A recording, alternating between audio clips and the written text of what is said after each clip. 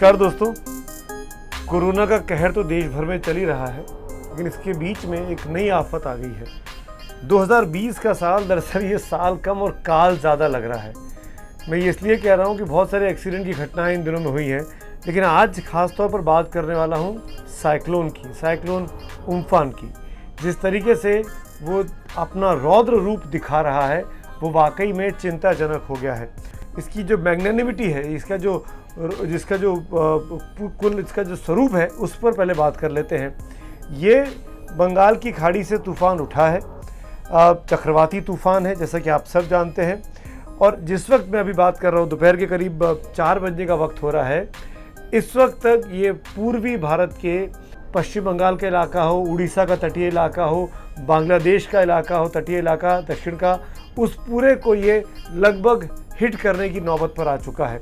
जब इसकी उत्पत्ति हुई थी आज से कुछ दिनों पहले, तो बताया जा रहा था कि 250 किलोमीटर प्रति घंटे की रफ्तार से ये आगे बढ़ेगा, इतनी तेज़ हवाएं चलेंगी। और 250 और 300 किलोमीटर का जो तूफ़ान माना जाता है वो बहुत ही ख़तरनाक चक्रवाती तूफ़ान माना जाता है और बहुत ज़्यादा तबाही लेके आता है। लेकिन जब उत्पत्ति से लेकर आज तक, यानी आज दोपहर जब ये तटीय इलाकों को हिट करने वाला है, इनके साथ इसका मिलन होने वाला है, तब ये उतना तेज़ नहीं बचा है। धीरे धीरे इसकी कैटेगरी जो है वो बहुत भीषणतम से भीषण पे आ चुकी है। मैं इसलिए कह रहा हूँ कि अब जो जानकारी हमारे पास आ रही है हमारे सहयोगियों के द्वारा और इंडियन मेट्रोलॉजिकल डिपार्टमेंट के द्वारा, वो ये साबित कर रही है कि अब जब ये हिट करेगा तो ये 150 से 160 किलोमीटर प्रति घंटे की रफ्तार पे कर सकता है या उससे भी कम हो सकता है। और थोड़ा सा हवाएं चलने की वजह से अपना डायरेक्शन भी बदल सकता है, यानी उत्तर की ओर जा सकता है।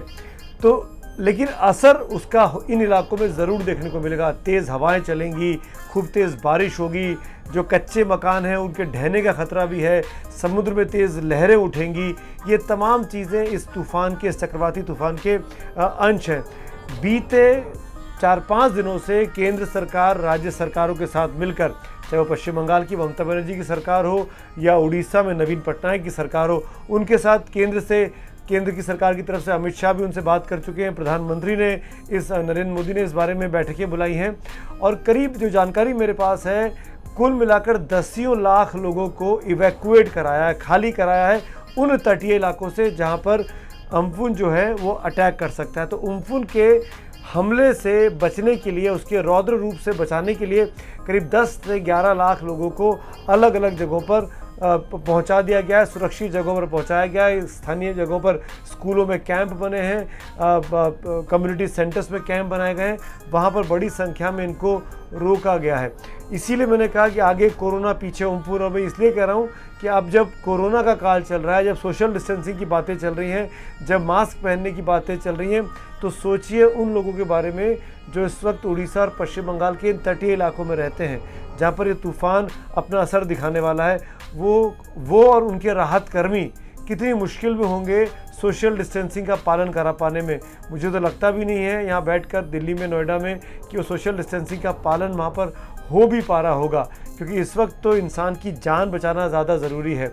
और खुदा न खास्ता अगर ऐसे में जब ये तूफ़ान निकल जाएगा 24 घंटे के बाद, और अगर उम्फुन के बहाने कोरोना का हमला उस इलाके में होता है, तो और ज़्यादा तबाही आ सकती है। इस बात को लेकर प्रार्थना करना चाहिए कि ऐसा ना हो और वो लोग पूरे सुरक्षित रहें, क्योंकि उन मासूम लोगों की इसमें कोई गलती नहीं है। दोनों ही तरीके से प्राकृतिक आपदा है, एक तो कोरोना के नाम पर, दूसरा उम्फुन के नाम पे। तो पश्चिम बंगाल के दीघा और ओडिशा के पारादीप तट पर इसकी चोट होने वाली है, इसका इम्पैक्ट आने वाला है।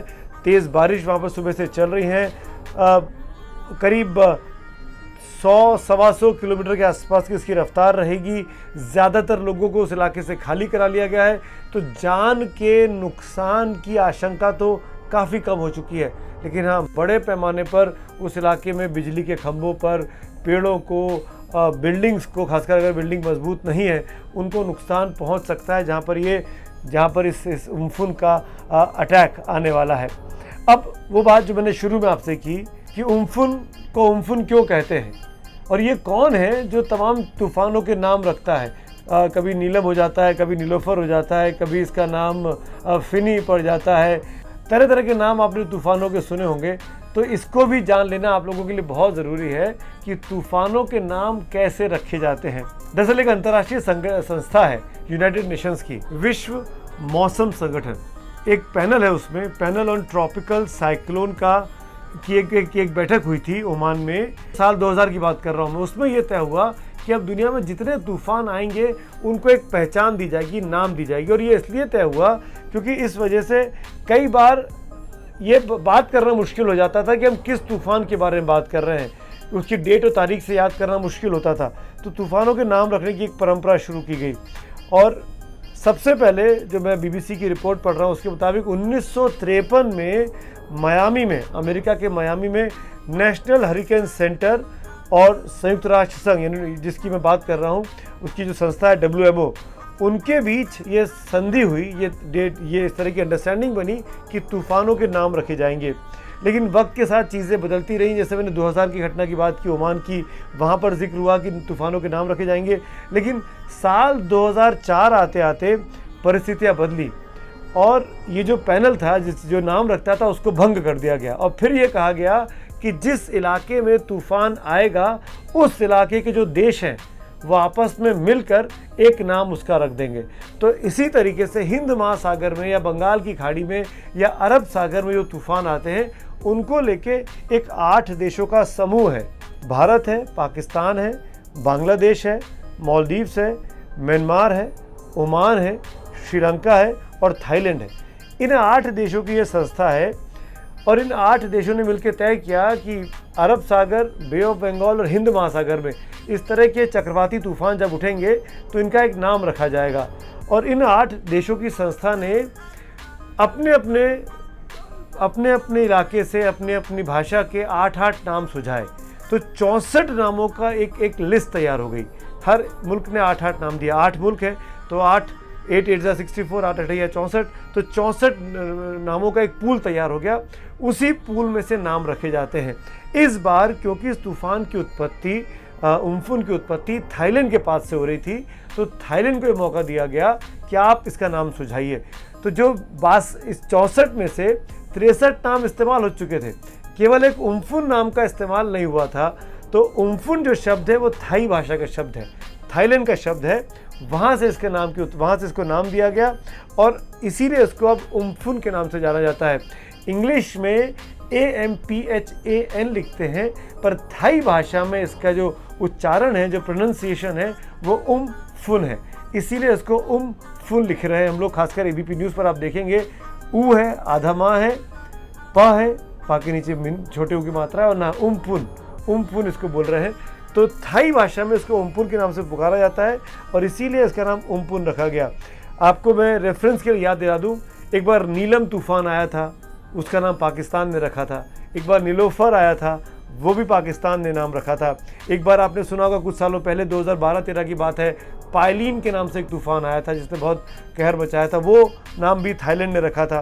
तो हर देशों को मौका मिलता है अपने अपने नाम रखने का। अगर ख़ासतौर पर आपके इलाके से समुद्र के अंदर हो रही हलचलों से, मौसम की वजह से वो तूफ़ान अगर आपके इलाके से पैदा हो रहा है तो उस इलाके को ये जो देशों का समूह है वो उसको नाम दे देता है। तो उम्फुन नाम थाईलैंड से आया है और उम्फुन अब कितना कहर मचाएगा, इसका सबसे अधिक इम्पैक्ट, जैसा कि मैंने कहा, उड़ीसा, पश्चिम बंगाल और बांग्लादेश में है। बीघा और पारादीप के बीच में जो, अगर आप मैप में जाके देखेंगे, वहाँ इसका इम्पैक्ट आने वाला है। लोगों को निकाल लिया गया है, जान के नुकसान की आशंका काफ़ी कम है, पर हवाएं तेज़ चल रही हैं, बारिश तेज़ हो रही है, इलेक्ट्रिसिटी को पूरे इलाके से काटा गया है। और बीते साल में, तो खासकर 2018-19 में भारत में पूर्वी तट पर काफ़ी बड़ी मात्रा में फेनी का, आपको याद होगा, तूफ़ान आया था। बड़ी संख्या में तूफ़ानों को देखा है। तो उस इलाके के लोगों को इस तरह के तूफ़ानों की आदत है, वो उसको झेलना जानते हैं।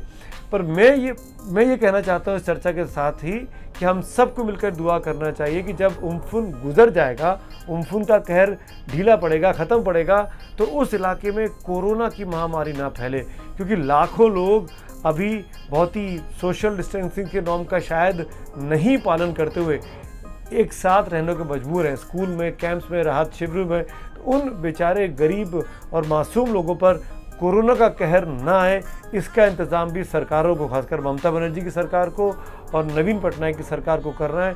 इस बात को लेकर भी सरकारों की तैयारी का पूरी तरीके से दुरुस्त होना बहुत ज़रूरी है। हम सबको मिलकर दुआ करनी चाहिए कि उम्फुन की वजह से अभी तक, जब तक मैं आपसे बात कर रहा हूँ, किसी बड़े नुकसान की खबर नहीं है, लेकिन ये नुकसान आगे भी ना हो, इसीलिए आपकी दुआओं की सख्त आवश्यकता है। धन्यवाद। एबीपी न्यूज़ आपको रखे आगे।